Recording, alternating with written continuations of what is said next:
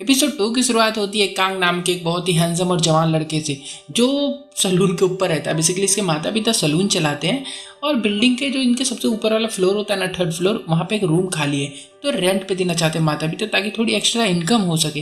पर Kong rent हटा देता है, पोस्टर कहता है कि नहीं नहीं नहीं नहीं। और कांग का एक बड़ा भाई वो भी होता है। कांग आज बता रहा होता है कि हम दोनों भाई अब 30-30 साल के हो चुके हैं तो कब तक एक ही रूम में रहेंगे। अब से ऊपर वाले रूम में मैं रहूंगा अकेला, उसको रेंट पर मत देना।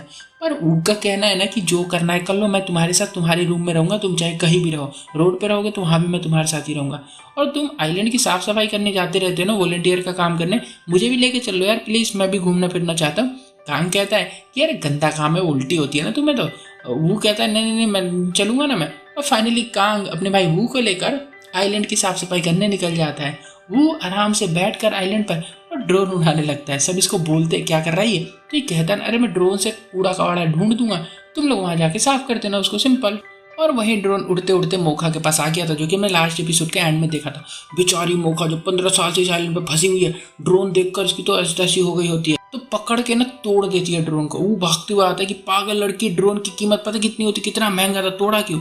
अब इसे देख के मोखा को होश उड़ जाते हैं। 15 साल बाद इसने इंसान देखा होता कोई, इसे पकड़ लेती है, टच करती है, कहती तुम सच में इंसान हो क्या, हग वग करने लग जाती है। कांग भी आ गया होता है, देखता भी क्या हो रहा है, और सीन सीधा आ जाता है शिप के अंदर, जो कि इसको शॉल लेकर जा रहे होते हैं। पर मोखा के होश उड़े हुए हैं कि भी कैसे रोड है ये, कैसी बिल्डिंग है ये, क्या चल रहा है ना। पानी का नलका छूती है, पानी निकलता है ना, ऑटोमेटिक होता है। ये डरी होती है कि क्या हो रहा है, दुनिया कैसी बदल गई। कांग इसके लिए 6 नंबर के जूते लेकर आता है, कहता अगर आ गए तुम में तो ठीक है, वरना दूसरे ला दूंगा मैं, क्योंकि मोखा के खराब हो गए होते जूते का उसमें देखो ना था क्या। और वो ये सब रिकॉर्डिंग कर रहा होता है क्योंकि ये रिपोर्ट बनाना चाहता है, न्यूज़ में दिखाना चाहता है कि हमें मिली एक जंगली लड़की जो 15 सालों से आइलैंड पर फंसी हुई थी, अच्छे खासे पैसे कमा लेगा ये, है ना।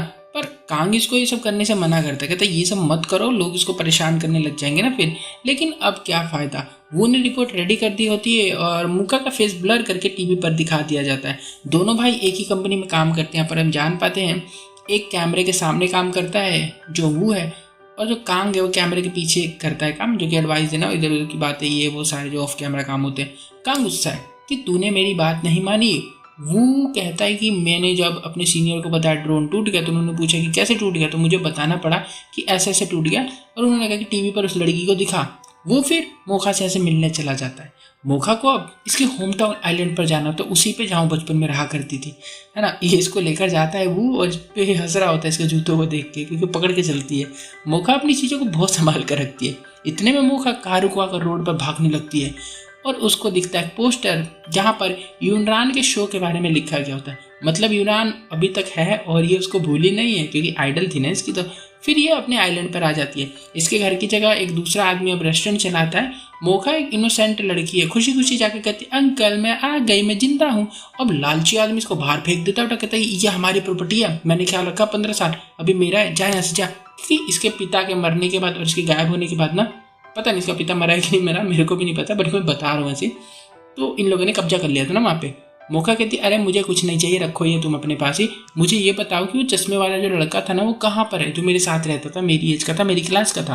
और फिर हम जान पाते हैं वो जो लड़का था ना उसका नाम कीहो था। अंकल बताते हैं कि तुम्हारे जाने के बाद वो लड़का पागल सा हो गया था, स्कूल भी नहीं जाता था, ओशन की तरफ देखता रहता था, रोज घर से भाग जाता था। और उसके पिता ने जब उसको मारा पीटा तो वो घर छोड़कर भाग गया और अपने पिता पर जाकर केस कर दिया, और उसके पिता की नौकरी भी चली गई, शायद वो सोल में चला, और उसके पिता उसको खोजते खोजते सोल गए हैं। अब देखते हैं वहाँ पर क्या पकड़ा नहीं पकड़ा, है ना। मोका फिर कीहो के घर आती है, घर की हालत बहुत ख़राब होती है।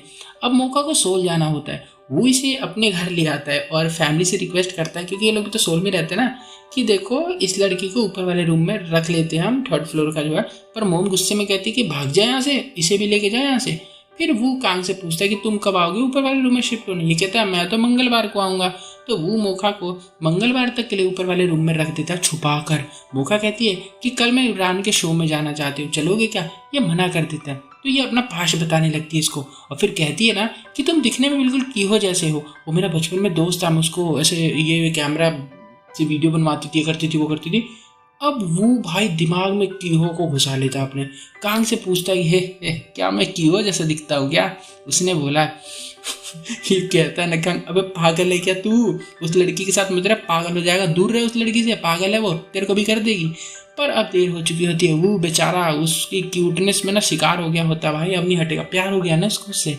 मौका ऊपर बैठी है, लाइटर देख रही होती है, सोच रही होती आइलैंड पर आग जलाने के लिए मुझे आधा दिन लग जाता था और यहाँ देखो 1 सेकंड में जला देती हूँ, मैं फालतू में इतना मेहनत किया करती थी वहां पर। अगले दिन वो इसे यूनान के शो पर लेकर जाता है और बताता है कि अब वो पहले जैसी नहीं रही, अब उसकी पॉपुलैरिटी जा चुकी है। मौका कहती है अच्छा है ना, कोई बात नहीं। फिर शो के बाहर जाकर सबको बलून्स देती है और कहती है यूनान को चेयर करो, सपोर्ट करो, अंदर जाके चिल्लाना तुम सब जो लोग देखने आए होते हैं उसको। यहाँ कांग अपने मीटिंग में होता है, किसी ओल्ड सेलिब्रिटी को इंटरव्यू में बुलाकर ये लोग उसका इंटरव्यू लेना चाहते हैं। तो कांग यूनान का नाम सामने रखता है। तभी एक लड़की बोल पड़ती है कि अरे नहीं वो तो नशेड़ी है, उसे पूछता भी नहीं है अब कोई, उसे कौन बुलाए। फिर यूनान पर आते हैं, देखते हैं। मैनेजर कहता है कि गाने की डिस्क टूट गई है तो गाना नहीं बजेगा, तो इस बार तुम्हें सच में स्टेज पर गाना होगा। अरे ये तो सारे सिंगर्स की पोल खोल रहा है। खैर कोई नहीं, यूनान मना करती है और कहती है ना कि मैं नहीं गा सकती हूँ, और बहुत सारा ऐसे वाइन पी लेती है और कहती है जाके स्पॉन्सर से बोल दो कि मैं नशे में हूँ तो कैसे गाना गाऊंगी, है ना। मैनेजर एक बैक स्टेज सिंगर खोजने की कोशिश करने लगता है।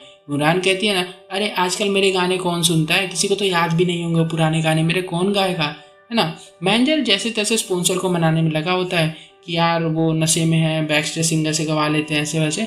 अब ये मौका सुन लेती है, मैनेजर से कहती है ना कि मैं गा सकती हूँ, मैं गा लूँ क्या। मैनेजर को चाहिए क्या, ये मान जाता है और यूनान को कहता है कि तुम्हें बजा के वहाँ पे लिपसिंग करनी और कुछ नहीं। यूनान स्टेज पर आती है तो लोग इसे चेयर कर रहे होते, चिल्ला रहे होते। इतने सालों बाद ये देख कर ना अपनी जवानी के दिनों को याद करने लग जाती है जब ये पीक पर हुआ करती थी। फिर शो का काफ़ी अच्छा माहौल बनता है, अच्छे से जाता है। मोखा ने सब कुछ बहुत अच्छे से किया होता है। शो के बाद यूनान मोखा से इसका नाम पूछती है और इसे हक करके रोने लगती है बहुत देर तक। यहाँ पर एपिसोड 2 खत्म हो जाता है। एपिसोड 3 के लिए चैनल को जरूर सब्सक्राइब कर दें, वीडियो को लाइक कर दो अगर अच्छी लगे तो। बाय।